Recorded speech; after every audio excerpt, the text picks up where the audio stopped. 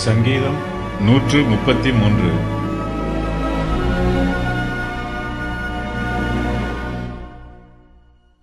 தாவீது பாடின ஆரோகண சங்கீதம்.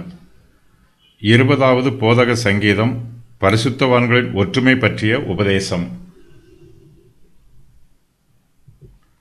133வது சங்கீதம் சகோதர சிநேகத்தை சுருக்கமாக விவரிக்கிறது. சகோதரர்கள் ஒருமித்து வாசம் பண்ண வேண்டும். இஸ்ரவேலின் 12 கோத்திரத்தாரும் ஒன்றாக கூடி வந்து தாவீதை சமஸ்த இஸ்ரவேலுக்கும் ராஜாவாக ஆக்கினார்கள். அந்த சந்தர்ப்பத்தில் தாவீது இந்த சங்கீதத்தை எழுதியிருக்கிறார். சகோதரர் ஒருமித்து வாசம் பண்ணுகிறது நன்மையும் இன்பமும் ஆனது. சகோதரர் ஒருமித்து வாசம் பண்ணுவதை தாவீது 2 உவமைகளினால் விவரிக்கிறார். சகோதரர் ஒருமித்து வாசம் பண்ணும் இடத்தில் கர்த்தர் தம்முடைய ஆசீர்வாதத்தையும் ஜீவனையும் கட்டளையிடுகிறார்.